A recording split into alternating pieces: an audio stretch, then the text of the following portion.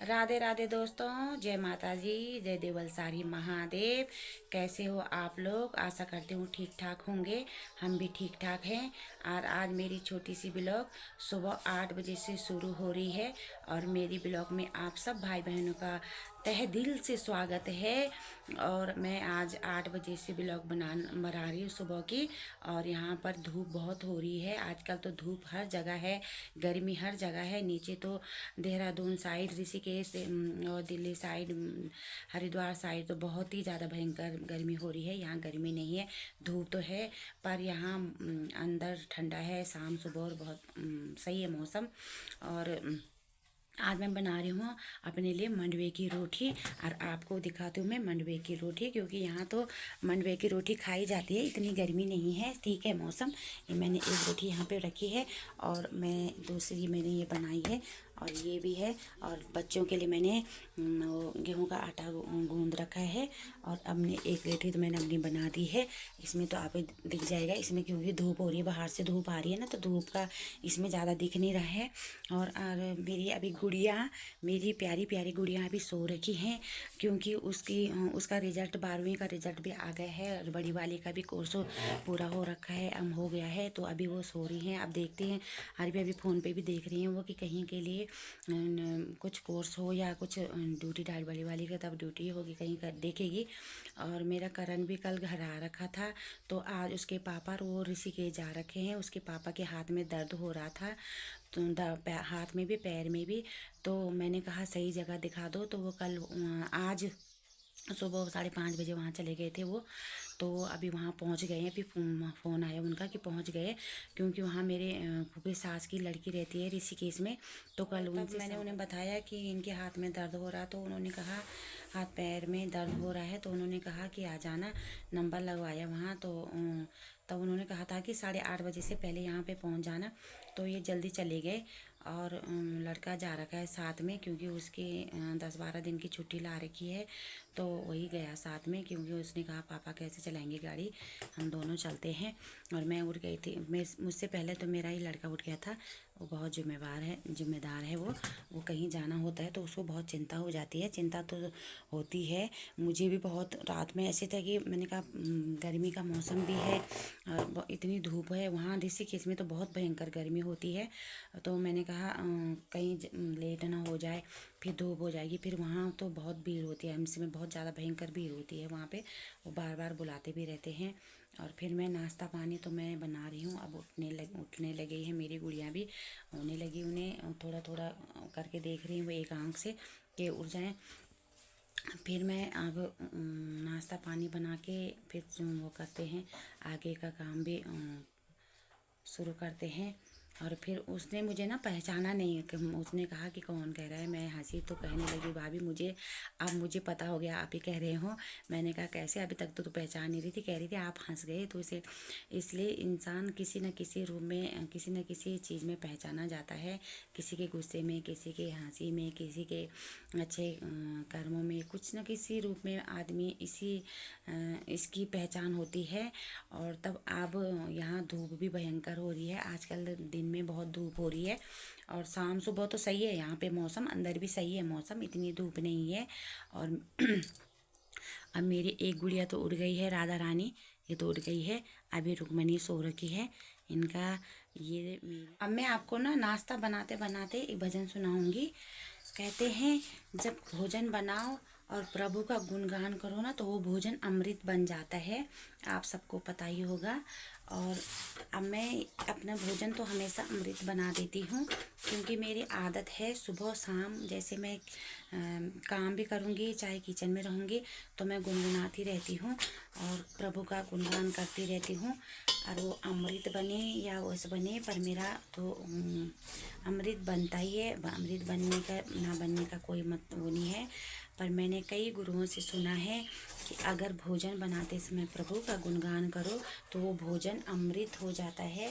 और मैं अमृत भोजन खुद भी खाती हूँ और अपने बच्चों को भी खिलाती हूँ। क्योंकि कई ये बाहर नीचे का ही कमरा है हमारा, तो कई जैसे इधर उधर जाते हैं तो कहते रहते हैं कि हाँ अच्छा भजन गाते हो आप, और भोजन आप ऐसे करते हो अमृत वाला। क्योंकि भजन जिनको जानकारी होती है वो कहते हैं, जिन्हें नहीं होती जानकारी वो नहीं कहती। क्योंकि इस चीज़ की जानकारी सबको नहीं होती है कि जब भोजन बनाओ और भगवान का गुणगान गाओ, मन में गाओ, चाहे गुनगुना के गाओ, चाहे खुला करके गाओ, कैसे भी गाओ, भगवान का गुणगान गाओ, तो वो भोजन अमृत बन जाता है। और ऐसे अमृत भोजन मैं हमेशा अपने बच्चों को भी और खुद भी खाती हूँ, बाकी ऊपर वाला गवाह है। क्योंकि ये भजन राम और सबरी पे निर्धारित है। सबरी जब राम जंगल में जाते हैं तो सबरी राम जी को कहती है कि मैं कहाँ बिठाऊं राम, मेरी कुटिया छोटी सी है। और उसी पे एक भजन मैंने गाया है। आपको अच्छा लगे तो कमेंट, लाइक, सब्सक्राइब और शेयर ज़रूर करना। और ऐसे आगे भी ऐसे भजन गाती रहूँगी। और अब राम जी का भजन मैं गाती। मैं कहाँ बिठाऊं राम कुटिया छोटी सी, मैं कहाँ बिठाऊं राम कुटिया छोटी सी। गंगा से मैं जल ले आऊं, जल से तुम्हारे चरण धुलाऊं, तुम चरण धुला लो राम कुटिया छोटी सी, तुम चरण धुला लो राम कुटिया छोटी सी। मैं कहाँ बिठाऊं राम कुटिया छोटी सी। बागों से मैं फूल ले आऊं, फूलों का मैं हार बनाऊं, बागों से मैं फूल ले आऊं, फूलों का मैं हार बनाऊं, तुम गले में पहनो राम कुटिया छोटी सी। मैं कहाँ बिठाऊं राम कुटिया छोटी सी। जंगल से मैं कुसा ले आऊं, कुसा ले आकर आसन बनाऊं, तुम आसन में बैठो राम कुटिया छोटी सी, तुम आसन में बैठो राम कुटिया छोटी सी। मैं कहाँ बिठाऊं राम कुटिया छोटी सी। कुटिया मेरी, कुटिया मेरी, कुटिया मेरी बड़ी छोटी सी। जंगल से मैं बेर ले आऊं, बेरों का मैं भोग लगाऊं, जंगल से मैं बेर ले आऊं, बेरों का मैं भोग लगाऊं, तुम भोग लगा लो राम कुटिया छोटी सी, तुम भोग लगा लो राम कुटिया छोटी सी। मैं कहाँ बिठाऊं राम कुटिया छोटी सी। कुटिया मेरी, कुटिया मेरी, कुटिया मेरी बड़ी छोटी सी। कुटिया मेरी, कुटिया मेरी, कुटिया मेरी बड़ी छोटी सी। मेरा भजन कैसा लगा आपको ज़रूर बताना। अब शाम के टाइम पे घूमने का समय हो गया है और आपको दिखाती हूँ मैं यहाँ पे हम पानी के लिए आते हैं। देखो ये पंप में हम पानी के लिए आते हैं।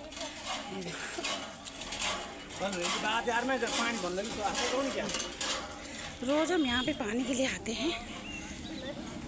हर दूसरे दिन यहाँ पे पानी के लिए आते हैं और पानी ले जाते हैं। यहाँ से इतने दूर आते हैं पानी के लिए। देखो